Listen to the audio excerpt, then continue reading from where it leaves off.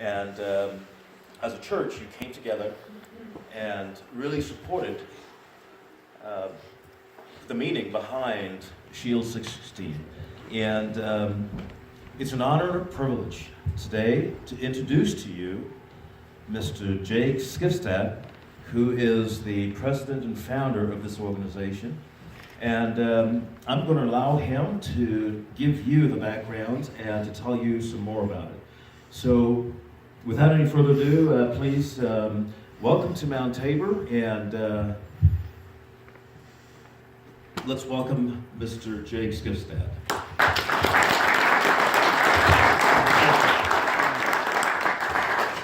Does he always dress this nice? Okay, okay.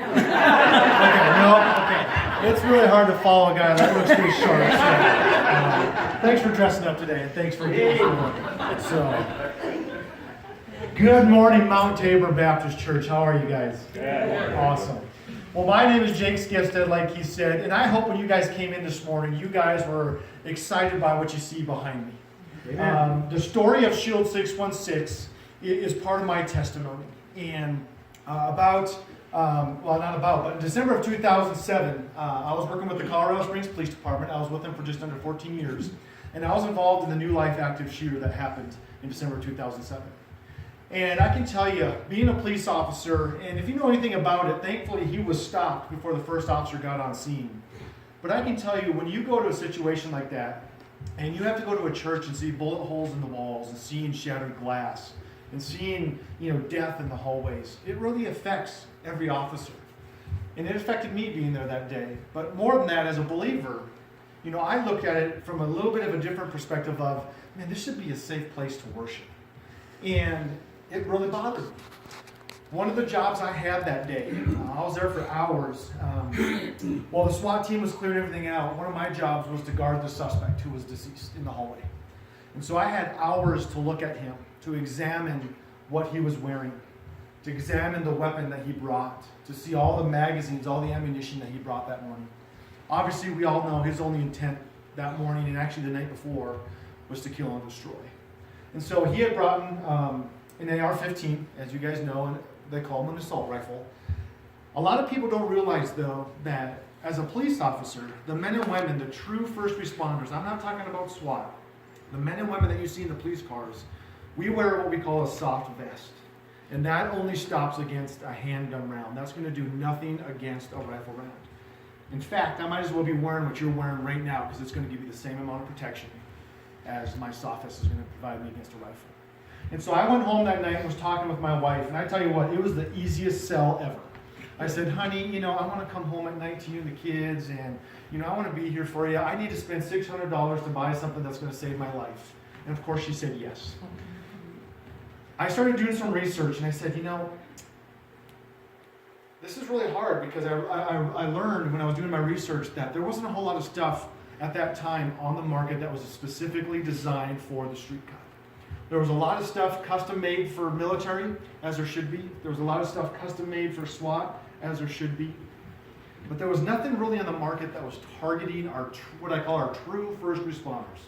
The men and women that you see in those police cars that will always be there before a SWAT team can ever get there.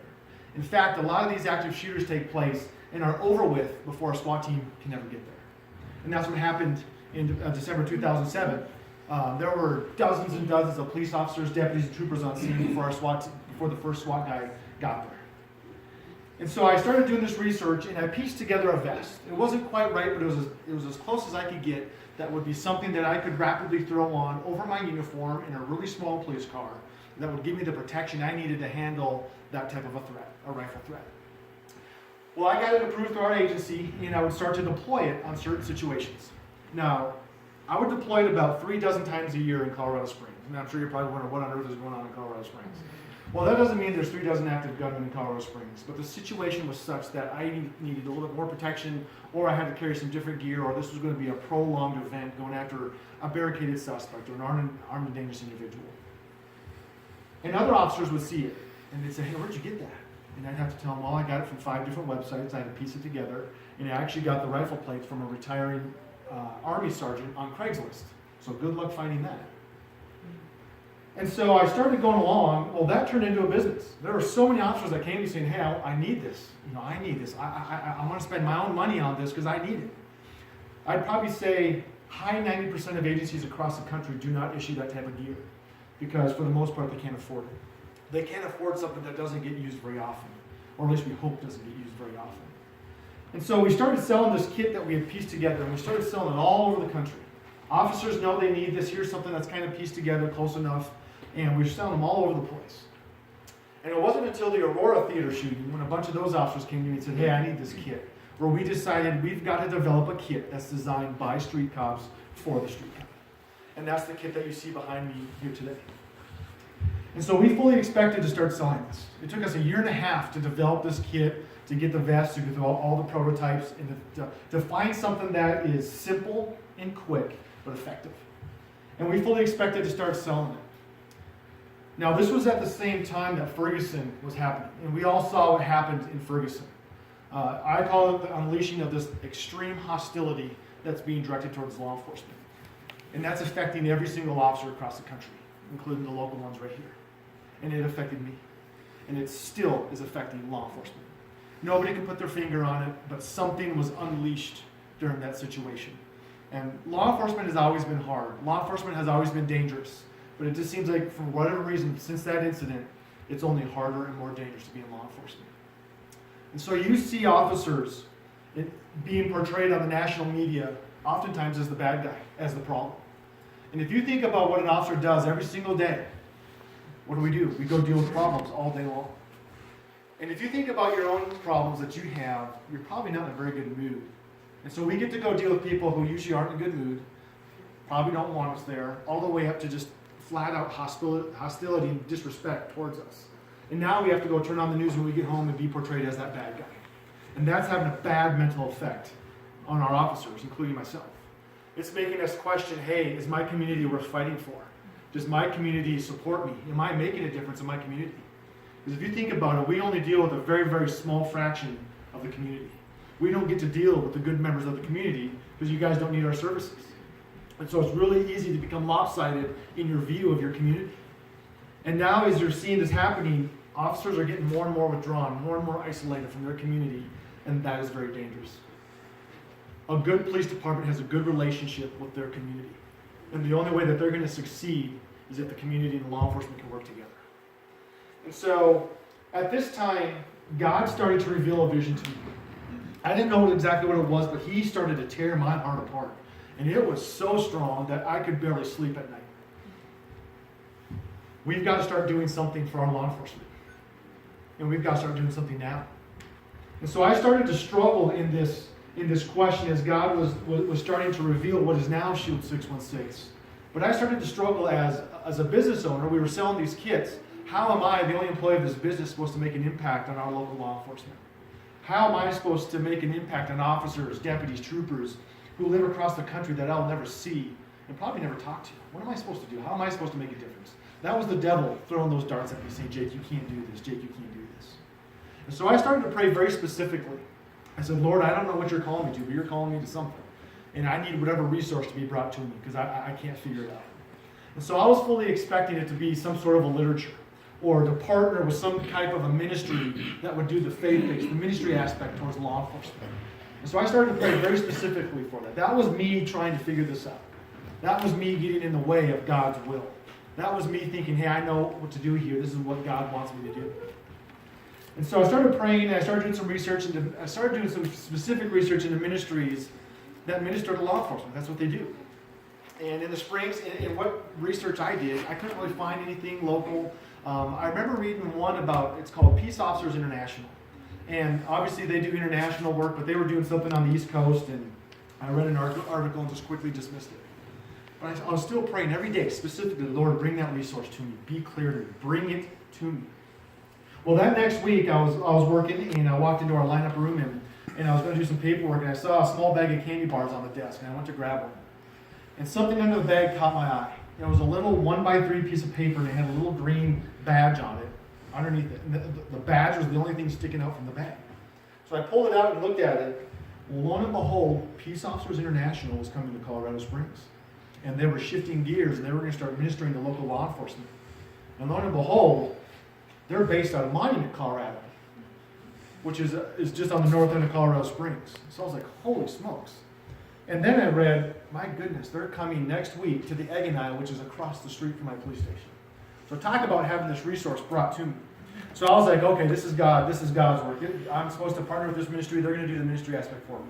So I started going to their meetings, and I quickly introduced myself and pulled them to the side and said, hey, I'm being called to you guys to do this ministry with you guys, and this is what I do, and we're going to use you for the ministry aspect. Well, as we were talking, over a course of a couple weeks, we both felt discontent with that. We both felt, no, this isn't what God's doing. And so I was really confused now. Here God's brought this thing to me, and it's not what it's supposed to be, a resource. Well, God started to give me these visions in church over the course of 3 weeks. The first 2 weeks, I left each service. I also go to a Baptist church in Colorado, so I make fun of my pastor. And I said, I could only remember one thing, relationship. So I made a lot of fun of my pastor. You got to work on your content, because all I walked away with was relationship. But God was speaking to me. He only let me hear relationship in those 2 services, 2 weeks in a row. So I knew God was telling me something about a relationship, but I didn't quite know what. And it wasn't until that third week when God turned on that light bulb.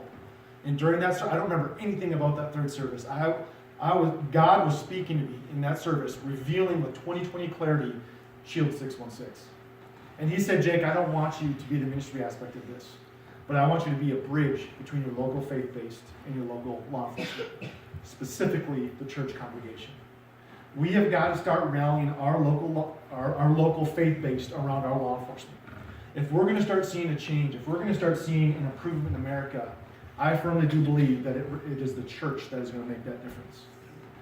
And so God started saying, we've got to rally our faith-based. And not only do we have to get this gear, not only are we going to go to them and ask, hey, would you be willing to do a fundraiser, a love offering, a personal donation, and donate one of these kids to a local law enforcement, but would you also take it upon yourself to form a support group and get to know your officer, have the chance to get to know your officer and his family, be an encouragement system, be praying for him every single day. And so I get this vision, and I walk away with, oh my goodness, the absolute best 20/20 clarity you could ever have. And so I go back to Peace Officers International, and I said, oh my gosh, this is what I'm supposed to do. Why were you brought to me? Well, as we continue to discuss it, they were brought to me to be wise counsel and help me form a nonprofit, is what they did. And so in 2014, we formed Shield 616, and if you haven't made the connection yet, Shield, we're providing a shield. But the 616 part comes from Ephesians 6:16, where it talks about taking up the shield of faith. And as I was praying on a name and a logo and all that stuff, it's actually really hard. If you're a business owner, you know how hard it is to come up with a good name, let alone if the website's available. And I was in Ephesians 6:16, and I thought, that is the perfect verse. It might not exactly mean what we're doing, but you know what? I want officers to have faith in this armor, because I want it to embolden them. Because if they're going to that situation where they're having to put this on, they need to be encouraged. They need to have faith in their gear, because they're going in a bad situation. Faith. I want the community to have faith in their law enforcement, that no matter how bad the situation is, that they're going to come and protect them, and they're going to take care of business. And so we formed that, and I ended up forming my board, and in July of 2015, we filed with the IRS to become an official nonprofit. And so I was told it was going to take about 8 months. The word had gotten out that Obama was really trying to slow down the faith-based nonprofit application process. So we were being told 8 months. It was going to be February of 2016 before we'd probably hear anything back. And so I was like, okay, well, I can't do anything. I'm stuck until I have that. Well, I'm here to tell you that God doesn't have to wait on the IRS. And he put me in extremely violent situations at work that kept getting worse and worse and worse. He started to drive home a sense of urgency in me of not only do cops need this gear today, but more than that, cops need Jesus today. And so I started going through these very violent situations at work, all of which involved officers not having the correct protection, going up against threats they had no protection against, officers who I knew weren't believers, and going home, being part of those calls, going home very frustrated that I couldn't function yet. I can't function. I got to wait for the IRS, darn it. Well, it wasn't until November when we actually got our official 501c3 status back way ahead of schedule. We got it mid-November. We weren't supposed to get to February, so we're like, awesome, we got it. And so let's get through the holidays. We'll launch January 1st, 2016. It'll be a clean launch, and we will have a website, business cards, everything else, and we'll get going. But I gotta wait so I can get through the holidays. Again, no sense of urgency on my part. Well, then Thanksgiving comes. I have family in town from Minnesota. Yeah, that's where I'm from, northern Minnesota. And we went through the Thanksgiving, and at this time, so the last 3.5 years, I was attached to our tactical unit. I was part of the SWAT team. And thankfully that week I wasn't on call. I had family in town, so I'd gotten a week off.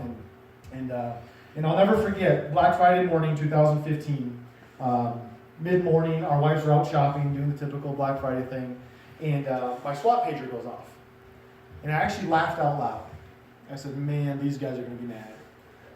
It's a holiday, and it was actually snowing in Colorado Springs. It was actually cold in Colorado Springs, and there's nothing more miserable being on a SWAT team, being stuck outside in cold weather. And I was telling this to my brother as I was walking over to my pager, or my phone. When I picked up my phone and turned it on, my heart sank and I just froze. And I remember reading it, rereading it, and it said, active shooter with multiple officers down. And I went, oh my goodness, you gotta be kidding me. The shooter's at Planned Parenthood. And so I made the decision that morning, I was like, they're gonna need help. And so I decided to respond. Well, I didn't have any of my police gear at home. I didn't have my SWAT ride at home. I wasn't on call. I wasn't expected to go. I didn't have to go. I was like, my brothers and sisters are going to need me, because I knew that all these patrol officers were up against a threat that they had no protection against. And so I ran out to my truck, and the one time my truck didn't start was that morning. It was a Chevy, by the way. So I jumped into my wife's Honda Pilot with car seats in the back, and I drive like a maniac to the police station. I drove like a Californian to the police station. And I get there, and I wanted to turn that police radio on. I wanted to hear what was happening. And if you know anything about police tactics, when there's an active gunman, someone actively shooting, we are going to that threat. We are going to end it, whatever means necessary. And so when I got there, I fully expected it to be over with. Active gunmen, you typically don't last very long. But I couldn't believe when I turned my radio on and started heading down there, I quickly realized they're not even in Planned Parenthood. They're not even in the building yet. And I could not figure out what are they doing down there. You can hear the gunfire when officers would key up their mic, taking heavy gunfire. I was like, why are they not in that building stopping this guy? And as I was heading down there, starting to think tactics, starting to think of my response, communicating with other SWAT guys, I quickly realized Planned Parenthood is surrounded by parking lots for the most part. And so as I could tell, officers were trying to get to that building, but he had a clear line of sight for every officer trying to get in that parking lot, and was starting to shoot. He actually had 4 full auto SKS rifles. Basically, same thing as an AK-47. And he would shoot through those windows at every officer that would come into that parking lot. And so to hear your officers being shot at, and then you have officers saying, hey, I'm hit, I'm shot in the hand, hey, I'm shot in the head, I need help. And then we have officers saying, hey, there's an officer down, he's not moving, we can't get to him. It's a horrible thing. You cannot get down there fast enough to help these guys out. And so when I get down there, the armored vehicle was just arriving on scene, and I hopped in that and we started doing rescues. We started picking up officers who were shot, we started picking up citizens who were shot. We went and checked on the officer who, unfortunately, Garrett Swayze, was deceased. And we're in this situation, taking heavy gunfire. And I'm just thinking, for all these patrol cops, I'm in all my SWAT gear, I got great gear, I got great protection, heck, I'm in an armored vehicle. But all these poor patrol cops, the true first responders, hiding behind their police cars in their soft vests on, trying to stop that threat. My heart just broke. And so we go through this whole situation, and I can't go into a lot of the details because, we're still under a gag order. But a couple things inside. So that we had 2 SWAT teams on scene. My team was the assault team. Our function was to find him and end it. The other team was going room to room, taking out all the people that were hiding in place. And so as we went through this situation, it lasted 4 hours, because a lot of the security features in Planned Parenthood, they know they're a target. So that structure was built with that in mind. And unfortunately, we ended up, for the most part, at the wrong end of all these security features. And so it took hours for us to finally find him, but it took hours for us to resolve the situation to where we knew that he wouldn't be randomly killing innocent civilians that were still in that building with him. And so we go through these hours, and I remember being behind the ballistic shield. I ended up being the number 1 point man at one point, and we knew this guy was somewhere to the left of us down a hallway. We'd never been in this building. I had no clue what was around that corner, but we knew we were taking heavy random gunfire through walls. And so we knew he was over here somewhere. But we didn't want to keep pushing because every time he'd go to a new room, what if there was somebody hiding in that room? That would have been an easy kill for him. And so I remember thinking though, as I was hiding behind that shield, I remember my heart broke for the men that were standing behind me in that SWAT team, knowing that they're not believers. Knowing that, hey, it was a true reality. I truly thought I was the next guy about to be shot. But you know what? If today is my day, I know where I'm going. And so does my family. And so for 5 hours, we went through the situation where the media is reporting, hey, we have 5 officers shot, 1 is killed. Can you imagine all the families at home going, is that my husband? What if? Playing that what if. Every single one of them are doing that. As SWAT operators, typically when we have a situation happen, we try and send them something. Half the time, you would laugh at the text messages our wives get because we're texting real quick on one thumb, usually with gloves on. So it's usually a word that's unrecognizable, but they know, hey, I'm sending you something, I'm okay. None of us could do that day. We were so busy dealing with this guy taking gunfire for hours that all of our loved ones were like, oh my gosh, I still don't have a text message from our loved one yet. So pretty much every single wife thought that it was their husband that was hit. And so after finally this guy gives up, and we obviously detain him, we get the rest of the folks out of the building. We ended up pulling 22 people out of Planned Parenthood that morning. Originally we were told there were only 3 people in the building with them. And everyone's out, we clear the building a second time, and we all met in what looked like an operating room. Our whole SWAT team, the K-9 unit, and we started to say a quick prayer. So visualize this, here we are in Planned Parenthood. A full SWAT team, we're all fully decked out in our SWAT gear, our rifles, our K-9 guys, some with dogs in there. And here we are in a big circle, hand in hand praying in an operating room in Planned Parenthood. We all know what happens in this room. And I remember just being taken back by it. I remember when they were praying, I remember just looking up thinking, what did we just go through? But I just remember thinking, look at where we're at. We are in Planned Parenthood in what looks like to me an operating room. I was just, my goodness, Lord, what on earth? Well, I got home that night real late, and I remember crawling into bed and just kissing my wife, and I couldn't sleep from all the gunfire, from all the flashbangs. My ears were ringing so bad, my head was just pounding. But the Lord spoke to me that night, very clearly. He said, Jake, what are you waiting for? And I actually laughed out loud. And I went, well, I sure don't want to go through that again. And I remember looking back, there were 4 very distinct situations where I was involved, where I didn't have to pull the trigger, but 4 different shootings, very dangerous situations. Could have been Jake's time to go home to see the Lord. And I remember seeing those progressively getting worse, and God telling me, Jake, we've got to move with a sense of urgency because our men and women need this gear, but more than that, they need Jesus today. And so next morning I called my board members, and I didn't ask them. I said, we're launching tomorrow. I told them we're launching tomorrow. I don't have a website, I don't have a business card, I don't have anything, but we got to start doing something. And so my pastor made the mistake of saying, hey, I want you to speak tomorrow at church. Take your time. Take your time. I spoke the whole service. But I went into a little bit more detail than what I'm doing here today, what I have time for. But I said, imagine what it would look like. I said this on stage. I said, what would it look like right now if these 5 officers who were shot, 1 was killed, imagine if they had someone from the church attached to them that were there not ready to do favors for him, but were there ready to serve him and his family. Imagine what that would look like right now for these families of these 5 officers who were shot and the 1 family who lost their husband. Imagine what that would look like right now. How significant that would be right now. And I was talking about 1 officer. He actually got shot just below his right butt cheek and had a massive hole right here where it came out. Hit the artery. It's a miracle he's alive. Imagine his wife and young teenage daughters, how traumatized they are. Imagine that support they would need. And again, I never said his name up there. And after the service, this gal comes up to me, all excited. She goes, Jake, I want to sponsor an officer. I want to be able to take care of an officer and let him know that he's loved and being prayed for. And I go, great, who would you like to do? And she goes, I'd like to do Officer Dan Carter. And I go, oh my gosh, that was the officer I was talking about on stage. How do you know Dan? She goes, I'm his next door neighbor.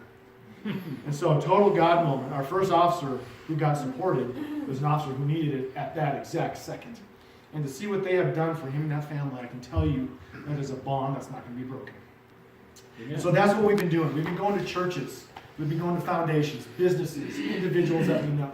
Spreading the word, hey, would you be willing to donate one of these kits? But would you also take it upon yourself to get to know them? And so I'm going to tell 3 stories, and then I'll have the officers come up. I was at a church called the Sanctuary Church, and I did kind of what I'm doing today. I was talking, explaining Shield, and then I was standing in the lobby with the gear. Kind of wait, they were just starting their fundraiser campaign. And this gal comes up to me and she goes, Jake, I got to introduce myself to you. This was my first time ever in this church. And this gal was obviously pregnant. Even a guy couldn't get this one wrong. And she goes, Jake, I was in Planned Parenthood on Black Friday. That was my day for the abortion. And she goes, Jake, this is my first day at church, but I want you to know your other team saved me. I was sheltering in place. And today I decided I need to go to church. And I decided today that I'm going to keep the baby. And at that exact moment, I just froze and was brought back to when we were hand in hand in that operating room praying, thinking, how can God let this happen? How can good come from this? Here's a gal standing in front of me where good came from this. Amen. And I learned something that day. God taught me something that day. He said, Jake, no matter how much evil surrounds the circumstance, no matter how hard the devil tries, he can't win. And these horrible situations can still be used for my glory. Amen. And it was pretty cool. She actually named the baby, and his middle name is Garrett, after the officer who was killed, Garrett Swayze. And so we serve an awesome God. And so we have been doing that. We have been going all over the communities. In fact, we're in 9 states now. We're all over the place. And we're just saying, would you be willing to step up? Would you please be willing to help us? I can tell you, the harvest is plenty, but the support groups are few. Okay, I'm tweaking it a little bit. I can tell you the officers' hearts are prepared. They need it. They're experiencing this hostility. They're experiencing this negativity being directed towards them. And to see these officers, who I know aren't believers, to see how they're reacting to this, I have been blown away. What God is doing. And so another cool story we had was this group said, hey, I want an officer that patrols this area of Colorado Springs. But can you find us an officer that has a stay-at-home wife with young kids? I was like, well, that's getting pretty specific, but I'll try. I call over there and I go, do you have an officer that has young kids with a stay-at-home wife? And he goes, well, one of my officers, they just had triplets. And if somebody's going to need encouragement, support, and prayer, it's going to be someone that just had triplets, whose daddy works the midnight shift. And to see what that family did with their young kids, with this new officer with triplets, to see them do life together at that stage of life, I can tell you that's a bond that's not going to be broken. And so I'm so excited that Keith got, oh, come on in, kids. Yeah. You're going to get to hug an officer. Who wants to hug an officer? Kids, would you like to hug an officer? Would that be cool? All right, well, we're going to do that here in a second. So that's what I'm so thankful that Keith got that brochure, our brochure. And Keith stepped up and said, we need to do this as a church. For the pastor to support it and say, hey, we need to do this as a church. And so enough of Jake talking. If I could have the officers and the deputy, if you don't mind just coming on up for me real quick and stand behind this gear. If you guys would hold a round of applause. I know one of the officers couldn't be here today. He's got the flu, so we're going to pray for him in a second. But if we could get the other officer and the other deputy to come on up, just come stand behind the thing here. While they're walking up, we'll give them a round of applause here in a second. We have a mic behind Jake. Nice meeting you. In just a minute, if you would like to take a picture, I want to encourage you guys to come up here. If you just want to stand behind your desks, come take a good picture. You have an opportunity here to see something pretty awesome that's standing behind you. How often do you get to have police gear lined up on the stage of a church? How awesome is that? And it's because of what you guys have done. Amen. When we were down in Dallas, and I'm going to step down so you guys can see them behind me. When I was down in Dallas, we were giving out some gear to the Dallas Police Department, and the lieutenant wanted to talk. And we were at Gateway Church. And if you know Gateway Church, it's a church of 38,000 people. 27 church services every Sunday. Can you imagine trying to coordinate that? But that lieutenant said, I wanted to speak. And when he got up there, he said something really profound. He said, church, and as he points to the congregation, he goes, I selected these 25 officers behind me because they work one of the most dangerous areas in Dallas. And they oftentimes don't get to interact with the good members of the community. They are not appreciated for what they go through and what they deal with. And he points to the church and he goes, church, I need them to experience your love this morning. And the church went crazy. I would love for you guys to show these two behind me your love for them this morning. Would you please give them a round of applause for what they're doing?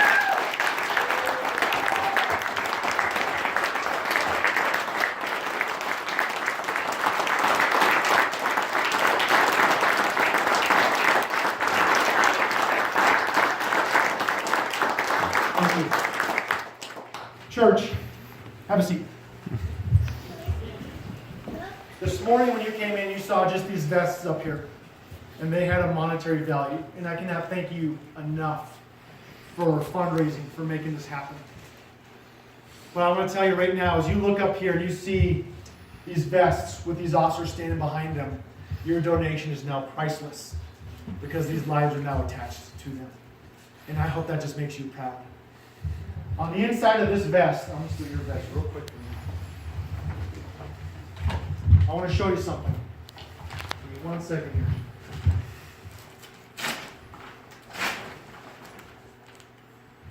On the inside of every vest is the verse, Ephesians 6:16.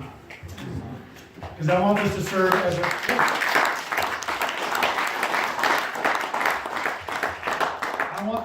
a reminder to these officers to pray. Because if they're putting that on, they're going into a bad situation. But I want them to be reminded that you guys have prayed for them that day. Every single day, law enforcement needs prayer. It is hard and dangerous every single day. I cannot, again, thank you enough for what you guys have done. Pastor's going to come speak in just a minute, but afterwards, after the service is over, I would love for you guys to come on up here, check out the gear with these officers and this deputy. They're going to be trying it on. Come check it out. Come see what you guys got to do. Come see where your money went. But come shake their hand. Give them a hug today. Tell them that you're grateful for what they do. Typically what we do at this point is we invite the support group, the church, to come stand behind them. But what we're going to have you guys do, if you don't mind standing in the middle aisle for me, if you don't mind just walking down there real quick, and just stand in the middle aisle. We have an awesome opportunity as a church body to pray over these officers. And typically what we do is when we have a support team, we have the officers standing behind their gear, but we have the support teams come stand behind them, which makes the officers nervous. But we tell them, hey, this is symbolic. The gear is before you to protect you. But your support folks are standing behind you because we want you to know that they have your back.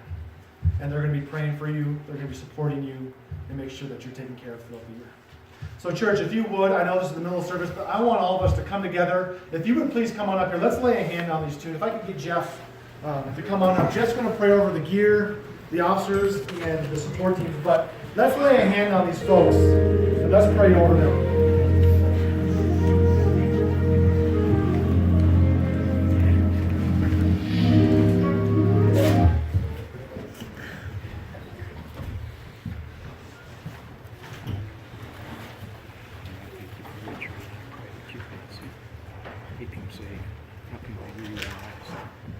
Heavenly Father, first, Lord, we are so grateful for these officers, Lord, for their sacrifice, for doing their job, Lord, in the face of challenges and danger. Father, I pray that the gear they receive today, Lord, that you will bless to their protection. Father, I pray that each member of this church body, Lord,